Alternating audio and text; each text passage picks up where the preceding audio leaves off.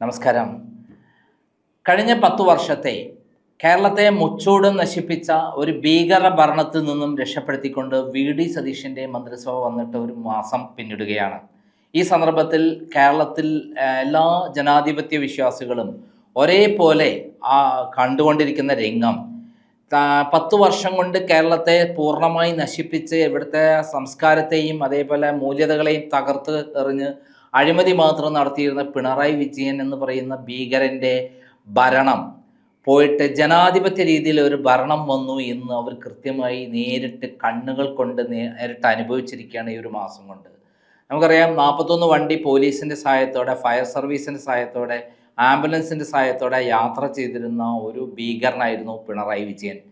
അഴിമതി നടത്തുക, പണം തട്ടുക, കിട്ടുന്ന പണം വിദേശത്ത് എത്തിക്കുക, മകൾക്കും മകനും എത്തിക്കുക, അത് കൃത്യമായി ഡിപ്പോസിറ്റ് ചെയ്യുക എന്നുള്ളതായിരുന്നു പിണറായി വിജയൻ്റെ രീതി. അല്ലാതെ ഇവിടെ ജനങ്ങൾക്ക് വേണ്ടി എന്തെങ്കിലും ചെയ്യണമെന്നോ പാർട്ടിക്ക് വേണ്ടി എന്തെങ്കിലും ചെയ്യണമെന്നോ ഒന്നും അദ്ദേഹത്തിൻ്റെ അജണ്ടയിലുള്ള കാര്യമായിരുന്നില്ല. അദ്ദേഹം അതുകൊണ്ട് തന്നെ എല്ലാ വഴികളിലൂടെ പണം ഉണ്ടാക്കാനുള്ള മാർഗമായി അദ്ദേഹം ഈ ഭരണത്തെ ഉപയോഗിച്ചു. പാർട്ടി വളർത്താനല്ല, സ്വന്തം കീശ വീർപ്പിക്കുക, അങ്ങനെ കോടാനുകൂടി ഉണ്ടാക്കുക. എൻ്റെ ഒരു കണക്കൂട്ടലിൽ അദ്ദേഹത്തിന് 1 ലക്ഷം കോടി രൂപയുടെയെങ്കിലും വിദേശത്തോ അല്ലെങ്കിൽ സ്വദേശത്തോ ആയിട്ട് ബിനാമി ഇടപാടുകളിൽ അല്ലെങ്കിൽ മക്കളുടെ പേരിലായിട്ട് ഡിപ്പോസിറ്റ് ഉണ്ടെന്ന് കരുതുന്ന ഒരാളാണ് ഞാൻ.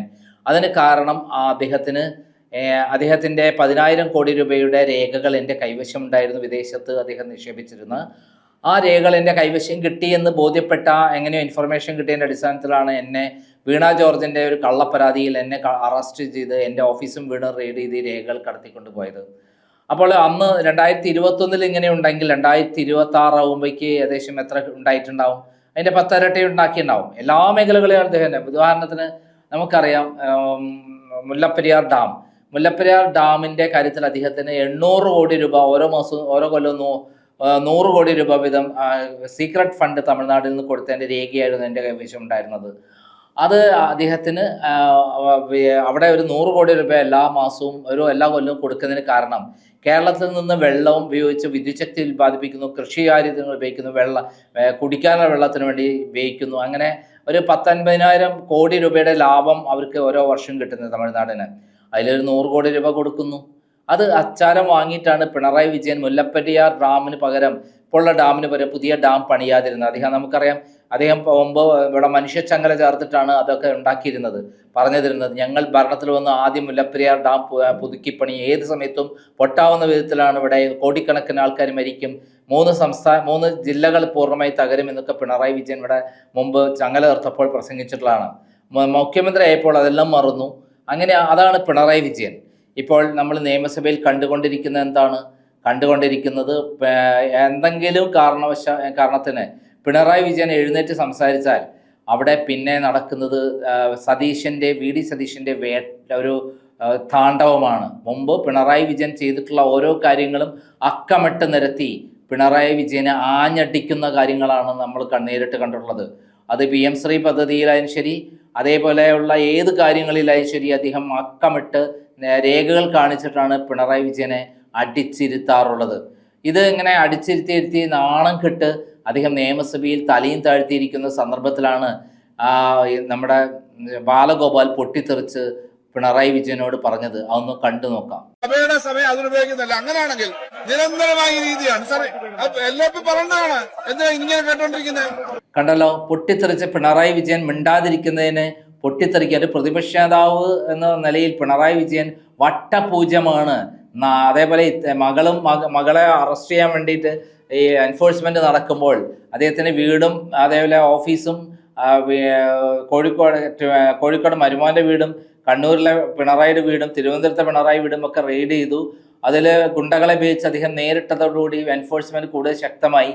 പിന്നീട് വീണ വിജയനെ അവിടെ വിളിച്ചു വരുത്തി പത്രക്കാരുടെ മുന്നിലൂടെ തല കുമ്പിട്ട് നടന്ന് മുഖത്ത് മാസ്ക് ധരിച്ച്, കറുത്ത മാസ്ക് ധരിച്ച് അവിടെ ചോദ്യം ചെയ്യലിന് പോകുന്ന രംഗം എത്ര ദയനീയമാണ്. മുൻ മുഖ്യമന്ത്രിയുടെ കാര്യമാണിത്. ഇത്രയും കാലം പിണറായി വിജയനെ സംരക്ഷിച്ചു കൊണ്ടിരുന്നത് കേന്ദ്ര ഗവൺമെൻറ് ആയിരുന്നു. നമുക്കറിയാം ലാവ്ലിൻ കേസ്, ഞാൻ കഷ്ടപ്പെട്ട് ത്യാഗം ചെയ്ത് പുറത്തു കൊണ്ടുവന്ന ലാവ്ലിൻ കേസ് 9 വർഷമായി സുപ്രീം കോടതിയിൽ നീട്ടിക്കൊണ്ടുവന്നത് കേന്ദ്ര ഗവൺമെൻറ്റാണ്. സോളിസിറ്റർ ജനറലാണ് CBIയുടെ.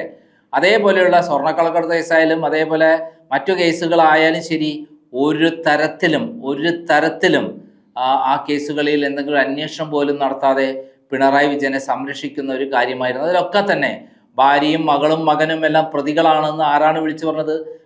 കെ സുരേന്ദ്രനൊക്കെയാണ് വിളിച്ചു പറഞ്ഞത്.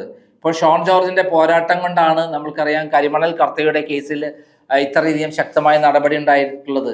അദ്ദേഹം ഏകദേശം 5000 കോടി രൂപ തട്ടിപ്പ് നടത്തി എന്നുള്ളതാണ് പുറത്തു വന്നിട്ടുള്ളത്. അതിൽ 2.78 കോടി രൂപയാണ് മകളുടെ അക്കൗണ്ടിലേക്ക് വന്നിരിക്കുന്നത്. സ്വന്തം മകളെയും മകനെയും കൃത്യമായി മോഷ്ടിക്കുന്ന പണത്തിന്റെ കാവൽക്കാരായി ഏൽപ്പിച്ചു കൊടുത്തിട്ടാണ് പിണറായി വിജയൻ സംവിധാനം ഒരുക്കുന്നത്.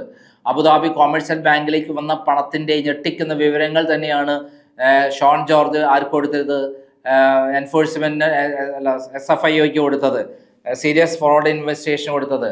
അങ്ങനെ ഷോൺ ജോർജിന്റെ ധീരമായ പോരാട്ടമാണ് യഥാർത്ഥത്തിൽ ഈ കേസിന് വഴിത്തിരിവാക്കി മാറ്റിയത്, ഇവിടെ വരെ എത്തിച്ചത്. ഇവിടെ വരെ എത്തിച്ച കേസിൽ ഇനി അങ്ങോട്ടുള്ള പോരാട്ടം വളരെ ശക്തമായിരിക്കുമെന്നാണ് ഷോൺ ജോർജ് പറഞ്ഞിരിക്കുന്നത്. ഈ വിധത്തിൽ ജനങ്ങൾ ആകെ വെറുത്തിരിക്കുന്നു, സ്വന്തം പാർട്ടി അണികൾ വെറുത്തിരിക്കുന്നു. ജനങ്ങൾ തിരിച്ചറിഞ്ഞിരിക്കുന്നു ഇയാൾ ഒരു കള്ളനാണ്, ക്രൈമാണ് ആദ്യം കള്ളനാണെന്ന് വിളിച്ചു പറഞ്ഞത്. 2005 ഫെബ്രുവരി 2 ക്രൈം പുറത്തുവിട്ട ലാവ്ലിൻ കേസിലെ തട്ടിപ്പിന്റെ ഞെട്ടിക്കുന്ന തെളിവുകൾ കണ്ടിട്ടാണ് അന്ന് എൻ്റെ ഓഫീസ് കത്തിക്കുന്നതും അതേപോലെ എൻ്റെ ക്രൈമിൻ്റെ 15 ലക്ഷത്തോളം കോപ്പിയിൽ കേരളത്തിൽ എല്ലായിടത്തും ഗുണ്ടകളെ ഉപയോഗിച്ച് പിടിച്ചെടുക്കുന്നതും.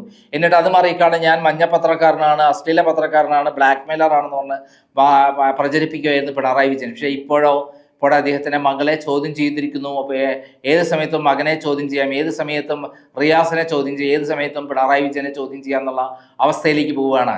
കേന്ദ്ര ഗവൺമെന്റ് ഇത്രയും കാലം കോൺഗ്രസ് മുക്ത ഭാരതം എന്നുള്ള രൂപത്തിലാണ് പിണറായി വിജയൻ സംരക്ഷിച്ചിരുന്നെങ്കിൽ ഇപ്പോൾ അതിൻ്റെ ഞങ്ങൾക്ക് വേണ്ട ഈ വേസ്റ്റിനെ, വിഴുപ്പ് വേണ്ടത്തെ വേണ്ട എന്നാണ് കേന്ദ്ര BJP തീരുമാനിച്ചിരിക്കുന്നത് എന്നുള്ള വിവരങ്ങൾ പുറത്തു വരികയാണ്.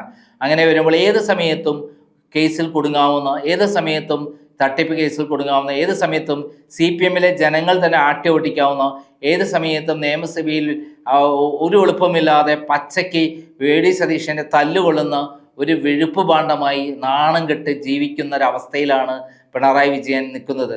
മാനസിക നില തെറ്റിയ പോലെ അദ്ദേഹം പെരുമാറുന്നതിൻ്റെ ഭാഗമായിട്ടാണ് അദ്ദേഹം നിയമസഭയിൽ അദ്ദേഹത്തോട് ബാലഗോപാൽ പോലും പൊട്ടിത്തെറിച്ചത്. ആകെ മൊത്തം 35 പേരാണുള്ളത്. അതിൽ 1-2 പേരല്ലാതെ എടുത്ത് വിളിച്ചു പറയാൻ സംസാരിക്കാൻ കഴിവുള്ള ആരുമില്ല.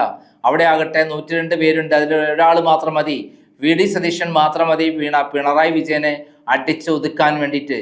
VD സതീശൻ ഓരോ തവണ എഴുന്നേൽക്കുമ്പോഴും പിണറായി വിജയൻ പേടിച്ച് വിറയ്ക്കുകയാണ്. കാരണം അവിടെ മുമ്പ് നടന്ന കാര്യങ്ങളുടെ രേഖകളെല്ലാം VD സതീശൻ ഫയലിൽ നിന്ന് എടുക്കുകയാണല്ലോ. ഈ തട്ടിപ്പ് പിണറായി വിജയൻ നടത്തിയ എല്ലാ തട്ടിപ്പുകളുടെയും രേഖകൾ VD സതീശൻ കിട്ടുമ്പോൾ പച്ചയ്ക്ക് വിളിച്ചു പറയുകയാണ്. നമുക്കറിയാം ഇപ്പോൾ അദ്ദേഹം പിണറായി വിജയൻ പുറത്തു വന്നിരിക്കുന്നതിനാണ് വിഴിഞ്ഞം പോർട്ടിൽ അദാനി ലംഘിക്കുകയാണ് എന്നൊക്കെ പറഞ്ഞിട്ടാണ്. ഈ അദാനിക്ക് തിരുവനന്തപുരം എയർപോർട്ട് കിട്ടാൻ വേണ്ടി ഒത്താശ ചെയ്തു കൊടുത്ത ആളാണ് പിണറായി വിജയൻ. ഈ ഇലക്ഷൻ സമയത്ത് അദാനി കൃത്യമായി പിണറായി വിജയന് വീട്ടിൽ പോയിട്ടാണ് കാശ് കൊടുത്തിട്ടുള്ളത്. ഇങ്ങനെ കിട്ടുന്ന പൈസയൊക്കെ അടിച്ചെടുത്തതിന് ശേഷം ആളാവാൻ വേണ്ടിയിട്ട് തുറന്ന കള്ളം മാത്രം പറയുന്ന പിണറായി വിജയൻ ഇപ്പോൾ അദാനിക്കെതിരെ വിളിച്ചു പറയുകയാണ്. പക്ഷെ ഇതൊക്കെ ഐസിൽ പെയിന്റ് അടിക്കുന്ന പോലെയുള്ള ആളുകളെ പറ്റിക്കുന്ന കാര്യങ്ങൾ മാത്രമാണ്. കാരണം പിണറായി വിജയൻ എത്രമാത്രം തകർന്ന് തരിപ്പണമായിരിക്കുന്നു. ഏത് സമയത്തും CPM അണികൾ തന്നെ അദ്ദേഹത്തെ കല്ലെടുത്തെറിയും എന്നുള്ളൊരവസ്ഥയായിരിക്കുന്നു എന്നുള്ളതിനെക്കുറിച്ച് അത്രയും ദയനീയമായ അദ്ദേഹത്തിൻ്റെ സ്ഥിതി കൃത്യമായി വിവരിച്ചുകൊണ്ട് ബിനു സുകുമാരൻ പോസ്റ്റ് ചെയ്തൊരു FB പോസ്റ്റ് ഉണ്ട്. അത് വായിക്കേണ്ടതാണ്, കേൾക്കേണ്ടതാണ് എല്ലാവരും. നിയമസഭാ തെരഞ്ഞെടുപ്പിലെ കനത്ത തോൽവിക്ക് പിന്നാലെ കേരള CPMൽ ഇനിയൊരു തിരിച്ചുപോക്കില്ലാത്ത വിധം ആഭ്യന്തര യുദ്ധം മൂർച്ഛിക്കുന്നു. ഒരു കാലത്ത് പാർട്ടിയും ഭരണവും കൈപ്പിടിയിൽ ഒതുക്കി ഇളയനങ്ങണമെന്നിൽ പോലും അനുവാദം നൽകേണ്ടിയിരുന്ന മുൻ മുഖ്യമന്ത്രി നിലവിലെ പ്രതിപക്ഷ നേതാവുമായ പിണറായി വിജയന്റെ അപ്രമാദിത്വത്തിന് കനത്ത പ്രഹരമേൽപ്പിച്ചുകൊണ്ട് വിശ്വസ്തർ ഓരോരുത്തരായി ഇപ്പോൾ പടവാള് ഊരിയിരിക്കുകയാണ്. നിയമസഭയിൽ വെച്ച് മുൻ മുഖ്യമന്ത്രി പിണറായി വിജയനോട് ധനമന്ത്രി KN ബാലഗോപാൽ പരസ്യമായി പൊട്ടിത്തെറിച്ചതിന് ഞെട്ടൽ മാറും മുമ്പ് ഇതാ വരുന്നു അടുത്ത ഇടിത്തി. പിണറായിയുടെ വിശ്വസ്തനും എക്കാലത്തെയും വിഴുപ്പ് ചുമട്ടുകാരനുമായിരുന്ന ദേശാഭിമാനി ചീഫ് എഡിറ്ററും കേന്ദ്ര കമ്മിറ്റി അംഗവുമായ പുത്തല ദിനേശൻ തന്നെയാണ് പാർട്ടി നേതൃത്വത്തിനെതിരെ അടുത്ത ബോംബ് എറിഞ്ഞിരിക്കുന്നത്. CPMനുള്ളിൽ ദീർഘകാലമായി നിലനിന്നിരുന്ന ഭയത്തിന്റെ നിശബ്ദത ഒടുവിൽ തകർന്നടിയുകയാണ് എന്നാണ് AKG സെന്ററിൽ നിന്നുള്ള പുതിയ സൂചനകൾ വ്യക്തമാക്കുന്നത്. വരാനിരിക്കുന്ന പാർട്ടി കേന്ദ്ര കമ്മിറ്റിയിൽ കേരളത്തിലെ കനത്ത തെരഞ്ഞെടുപ്പ് പരാജയവും പാർട്ടിയിലെ ആഭ്യന്തര പ്രശ്നങ്ങളും ചർച്ചയാകുമ്പോൾ ബാലഗോപാലും ദിനേശനും ഉയർത്താൻ പോകുന്ന നിലപാടുകൾ പിണറായി വിജയന്റെയും അന്ധമായ അദ്ദേഹത്തെ പിന്തുണയ്ക്കുന്ന സംസ്ഥാന സെക്രട്ടറി എം വി ഗോവിന്ദനെയും രാഷ്ട്രീയ ഭാവി തന്നെ നിർണയിക്കുന്നതാകും. കണ്ണൂരിലെ പാർട്ടിയുടെ തട്ടകമായ പയ്യന്നൂർ, തളിപ്പറമ്പ് നിയോജകമണ്ഡലങ്ങളിൽ സ്ഥാനാർത്ഥി നിർണയത്തിൽ അടിയൊഴുക്കുകളും അഴിമതിയും വിവാദങ്ങളും ഉണ്ടായപ്പോൾ അത് തിരുത്താൻ പാർട്ടി നേതൃത്വം തയ്യാറാകാത്തതാണ് നിയമസഭാ തെരഞ്ഞെടുപ്പിൽ ഈ വൻ ദുരന്തത്തിന് വഴിവെച്ചതെന്ന അതിരൂക്ഷമായ വിമർശനമാണ് പുത്തൻതല ദിനേശൻ തന്റെ ഫേസ്ബുക്ക് കുറിപ്പിലൂടെ പരസ്യമാക്കിയത്. കണ്ണൂർ ജില്ലാ നേതൃത്വത്തെ മാത്രമല്ല പരോക്ഷമായി പാർട്ടി സംസ്ഥാന സെക്രട്ടറി എം വി ഗോവിന്ദനെയും മുൻ ക്യാപ്റ്റൻ പിണറായി വിജയനെയുമാണ് പുത്തലത്ത് പ്രതികൂട്ടിൽ നിർത്തി വിചാരണ ചെയ്യുന്നത്. കമാന്നൊരു അക്ഷരം മിണ്ടാൻ അണികളെ അനുവദിക്കാത്ത CPM-ൽ പോളിറ്റ് ബ്യൂറോ അംഗങ്ങളെയും പ്രതിപക്ഷ നേതാവിനെയും ലക്ഷ്യമിട്ട് കേന്ദ്ര കമ്മിറ്റി അംഗങ്ങൾ തന്നെ പരസ്യമായി രംഗത്തിറങ്ങുന്നത് പാർട്ടിയെ അക്ഷരാർത്ഥത്തിൽ നാണം കെടുത്തിയിരിക്കുകയാണ്. നേരത്തെ തോമസ് ഐസക്, പി രാജീവ്, MA ബേബി തുടങ്ങിയവർ സ്ഥാനാർത്ഥി നിർണയത്തിലെ പാളിച്ചകളെയും തെരഞ്ഞെടുപ്പ് മുദ്രാവാക്യങ്ങളിലെ അബദ്ധങ്ങളെയും ചോദ്യം ചെയ്ത് രംഗത്ത് വന്നിരുന്നു.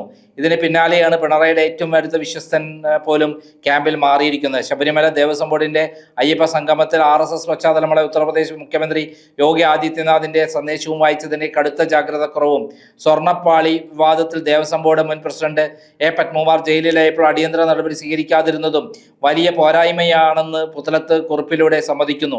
മാത്രമല്ല പാർട്ടി ഘടകങ്ങളിൽ പ്രവർത്തിച്ച 6 പേർ ഇടതുമുന്നണിക്കെതിരെ വിമതരായി മത്സരിച്ചത് ജനങ്ങൾക്കിടയിൽ പാർട്ടിയെ വെറും കോമാളി സംഘമായി മാറ്റിയെന്ന്, ഇതാണ് നിയമസഭയിലെ കൊട്ടതോൽവി കാരണമായെന്നും പുത്തലത്ത് തുറന്നടിക്കുന്നു. മലപ്പുറത്ത് വെള്ളാപ്പള്ളി നടേശൻ നടത്തിയ പ്രസംഗത്തിലെ മുസ്ലിം വിരുദ്ധ പരാമർശങ്ങളെ ശക്തമായി പ്രതിരോധിക്കുന്നതിൽ പാർട്ടി കനത്ത വീഴ്ച പറ്റി. ഇത് രാഷ്ട്രീയ എതിരാളികൾക്ക് CPM-നെതിരെ വർഗീയ കാർഡിറക്കാൻ അവസരം നൽകിയെന്നും പുത്തലത്ത് തുറന്ന് സമ്മതിക്കുന്നു. കേരളത്തിലെ പാർട്ടിക്കുള്ളിലെ ഈ ആഭ്യന്തര പടയൊരുക്കം വരും ദിവസങ്ങളിൽ കേന്ദ്ര കമ്മിറ്റിയിൽ കനത്ത പുകലുകൾക്ക് വഴിവെക്കും.